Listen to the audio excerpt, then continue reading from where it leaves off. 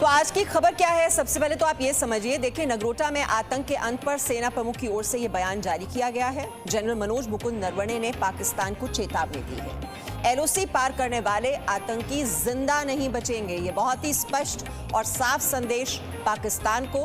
भारतीय सीमा में घुसेंगे तो वापस नहीं जाएंगे आतंकी।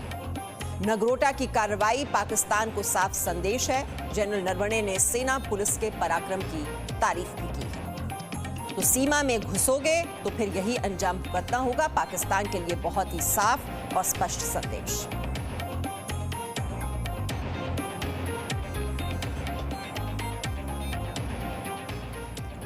और अपनी आतंक परस्त नीतियों की वजह से पाकिस्तान पूरी दुनिया में बदनाम हो चुका है, लेकिन न तो पाकिस्तान की नीति बदली और न ही नियत। और इसीलिए भारत ने आतंकिस्तान की नियति तय कर दी है। जम्मू कश्मीर में बड़ी आतंकी साजिश की फिराक में आए जैश-ए-मोहम्मद के 4 आतंकियों को नगरोटा में ढेर कर दिया गया। और आर्मी चीफ ने भी 2 टूक कह दिया है कि जो भी आतंकी एलओसी पार करके भारत में आएगा जिंदा नहीं बचेगा।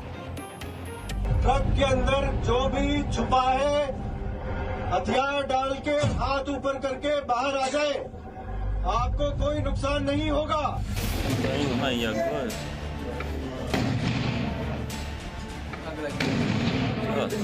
ट्रक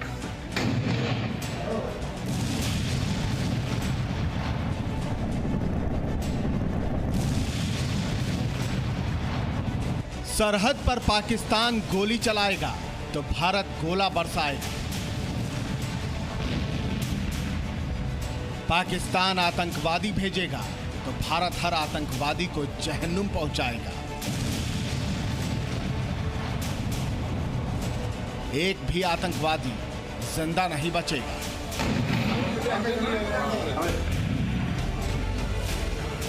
नगरोटा नीति से ही होगा पाकिस्तान का इलाज।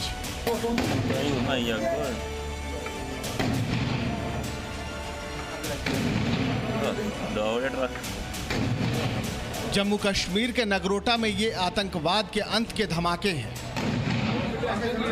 ये जम्मू कश्मीर में पाकिस्तान की साजिश के खिलाफ भारत का विजय उद्घोष है। जिस ट्रक में छिपकर जैश-ए-मोहम्मद के 4 आतंकवादी कश्मीर पहुंचना चाहते थे, भारतीय सेना ने उन्हें ट्रक में ही सीधे जहन्नुम पहुंचा दिया।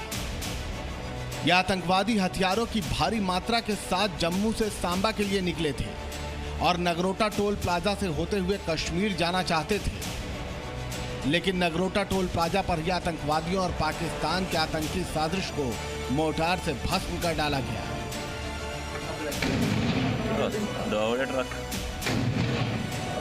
Encounter started at around 5 a.m. in the morning when the police and CRPF party started searching a truck. In this encounter, 4 terrorists were killed subsequently, and a large quantity of arms and ammunition was recovered. Truck में मारे गए जैश के आतंकियों से सुरक्षा बलों को भारी मात्रा में हथियारों के अलावा दवाएं और इंजेक्शन भी मिले हैं। ये मारे गए आतंकवादियों के पास से मिली दवाएं हैं। पाकिस्तान में बनी इन दवाओं में ज्यादातर दर्द निवारक दवाएं हैं। ऐसा मालूम पड़ता है कि तमाम संभावित बीमारियों से बचने के लिए ये तमाम सारी दवाएं अपने साथ लेकर चले थे। ये दवाएं टैबलेट्स की फॉर्म में भी हैं और इंजेक्टेबल्स भी हैं, सिरिंजेस भी हैं और साथ साथ कुछ आयुर्वेदिक प्रिपरेशंस भी दिख रही हैं। इन दवाओं में प्रमुखता से पैरासीटामोल, डिक्लोफेनेक, जो कि बुखार, शरीर में दर्द होना, चोट लगने के बाद जो दर्द होता है उससे बचने के लिए।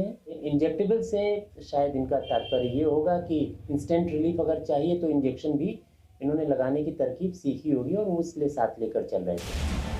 आतंकवादियों के पास से हथियारों के अलावे दवाओं का मौजूद होना बताता है कि उनकी तैयारी कितनी बड़ी थी। आतंकी सिर्फ हथियार चलाने में ही नहीं, दर्द निवारक इंजेक्शन लगाने में भी ट्रेंड थे। मारे गए आतंकवादियों के पास से 6 AK-56, 5 AK-47, 30 Chinese hand grenade, 6 UBGL grenade, 3 pistol, 2 IED remote, 2 cutter RDX, दवाएं, कंबल, सूखे मेवे के अलावा खाने पीने का सामान भी मिला है। आप ये मान के चल लें कि हर आतंकवादी के पास 3 बड़े हथियार और 1 छोटा हथियार था, जो कि अपने आप में आज तक सबसे पहला ऐसा वाकया है जिसमें कि इतनी बड़ी मात्रा में हथियार बरामद हुए। ऐसा लगता है कि ये जो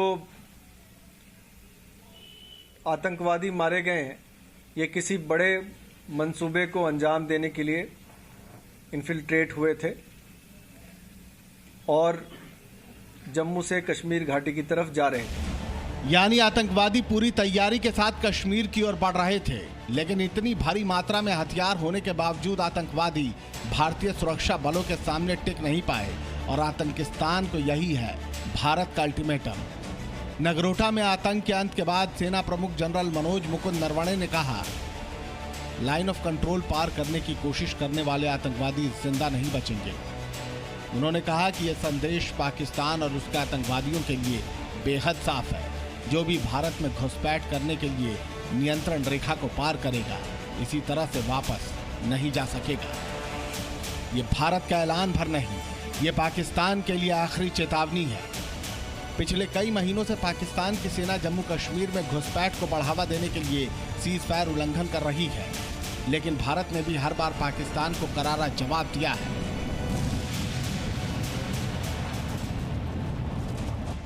भारतीय सेना पीओके के भीतर बने आतंकी अड्डों पर स्ट्राइक कर चुकी है और अगर जरूरत पड़ी तो भविष्य में भी इस तरह की स्ट्राइक कर सकती है। यानी साफ है कि पाकिस्तान जैसा करेगा वैसा ही भरेगा, उसकी हर हिमाकत की सजा उसे जरूर मिलेगी। ब्यूरो रिपोर्ट, जी मीडिया।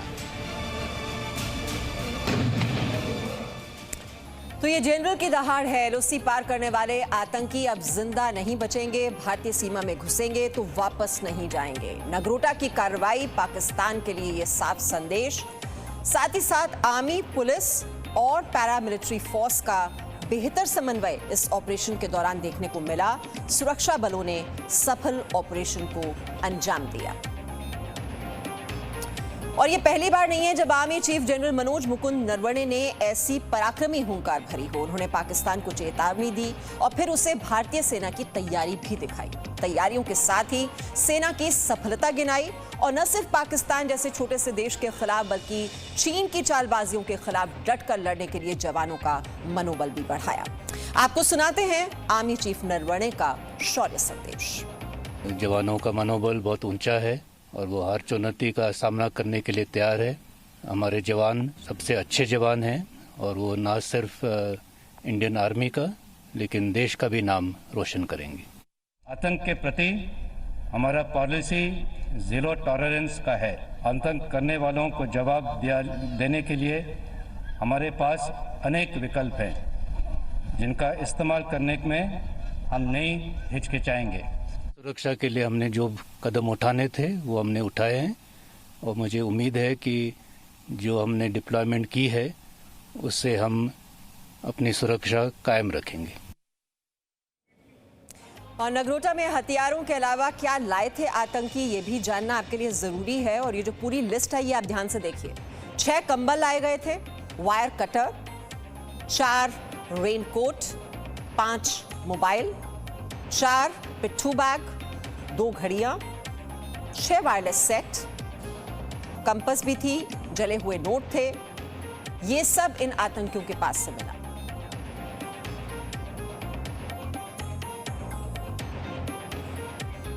और इस वक्त हमारे साथ हमारे 2 सहयोगी हैं। राजू केरनी हमारे साथ हैं और साथ ही साथ खालिद हुसैन हमारे सहयोगी हमारे साथ हैं और कृष्ण मोहन मिश्रा भी हैं। खालिद हुसैन, ये हथियारों का इतना बड़ा जखीरा जो बरामद हुआ है इन 4 आतंकियों से, जिसमें AK-57 भी है, AK-47 है और जिस तैयारी के साथ ये आए थे जिसमें कंबल भी बताए जा रहे हैं, दवाइयां भी बताई जा रही हैं, शायद इतना बड़ा जखीरा पहले आतंकियों से बरामद नहीं हुआ है और जिस तैयारी के साथ आए थे ये बताता है कि कितने खतरनाक मंसूबे थे, लंबी तैयारी थी।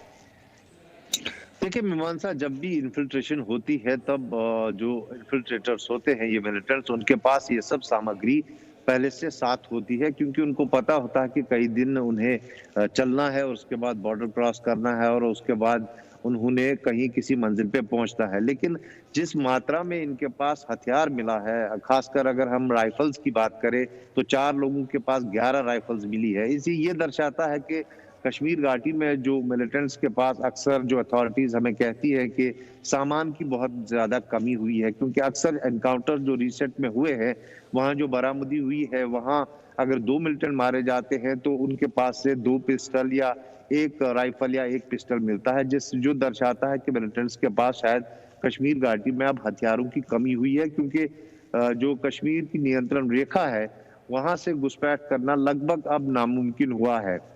और आंकड़े बताते हैं कि पिछले वर्ष जो 130 मिलिटेंट्स इन्फिल्ट्रेट किए थे कश्मीर घाटी में, जम्मू कश्मीर में, वो इस बार 30 वो आंकड़ा है, यानी आप अंदाजा लगाइए करीबन 75% जो है इसमें कमी आई है। और यही वजह है कि हथियारों की कमी यहाँ पे बहुत ज्यादा देखने को मिली है, जैसा सिक्योरिटी फोर्सेस ने हमें बताया है। और कल जो घुसपैठ हुई थी, जो अर्निया सेक्टर से बताई जा रही है कि हुई थी, उसके साथ वो हथियारों का बहुत बड़ा जखीरा भी साथ लाए थे, जो अन्य मिलिटेंट यहाँ पर हैं सकरिये, उनको देने के लिए ये सब होता।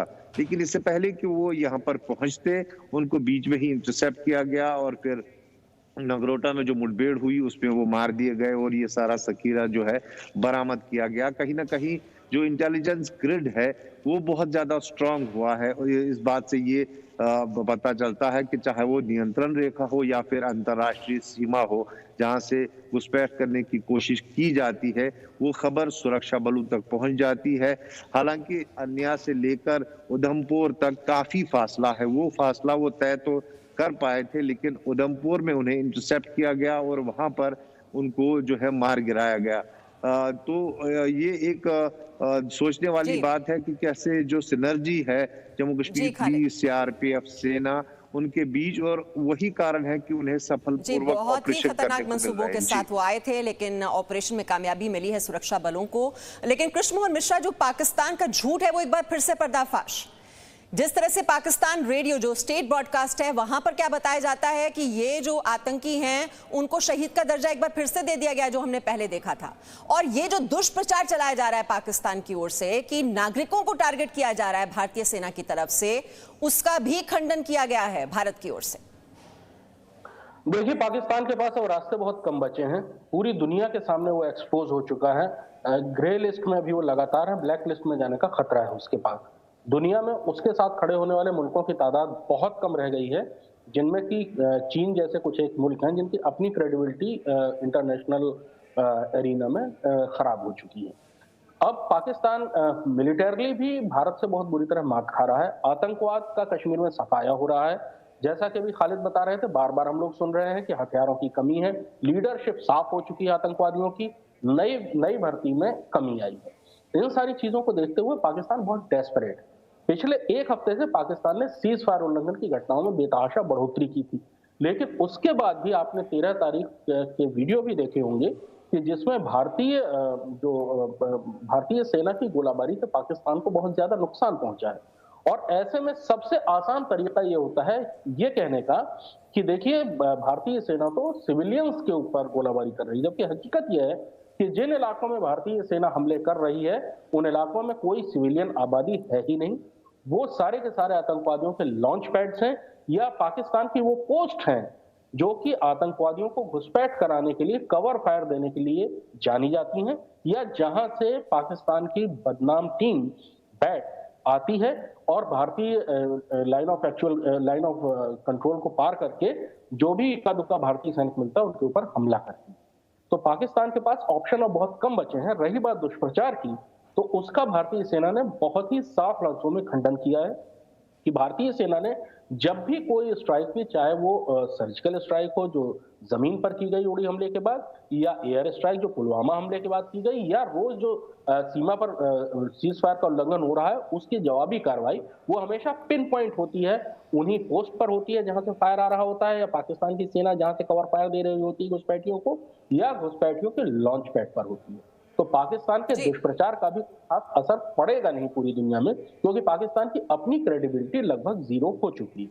मीमांसा जी, और खालिद, जिस तरह से ट्रक में आए थे ये आतंकवादी, लोकल सपोर्ट के बिना तो ये संभव है नहीं। अब उसके जो लिंक्स हैं वो उनकी तलाशी कैसे की जा रही है, उन तक कैसे पहुंचने की कोशिश हो रही है, और एनआईए ने भी अपनी जांच शुरू कर दी है, उसकी जांच का दायरा क्या होने वाला है, इसको लेकर क्या अपडेट?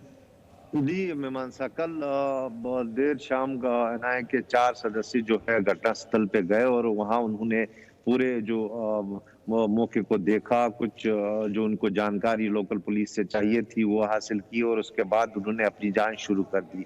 और रहा सवाल स्पोर्ट का, OGWs जो होते हैं ओवरग्राउंड वर्कर्स, वो हमेशा से इनके साथ में होते हैं, कहीं पे हो, कश्मीर हो, जम्मू हो, नियंत्रण रेखा हो या अंतर्राष्ट्रीय सीमा हो, इनके जो ओवरग्राउंड वर्कर्स हैं वो काम करते हैं और निसंदेह ही उन्हीं के सहयोग से जो है एक मिलिटेंट एक जगह से दूसरी जगह तक पहुंच पाता है। और हमको ये भी देखना होगा कि जिस ट्रक में वो सवार थे, उस ट्रक का ड्राइवर जो है अभी तक फरार है, उसकी तलाश जारी है। तो उससे भी तार जुड़े हो सकते हैं। उसके पकड़े जाने पर ये सब बातें खुलेंगी कि कैसे उसने इनको पिक किया, कहां से पिक किया और कहां तक ले जाना था, ये सब बातें तभी सामने आएंगी। और ये कनेक्शंस की तह तक जाना भी बहुत जरूरी है और पाकिस्तान एक बार फिर से ये साफ हो गया है कि वो सिर्फ टेरर यानी आतंकवाद ही एक्सपोर्ट कर सकता है और उसके चरित्र में है दरअसल आतंकवाद।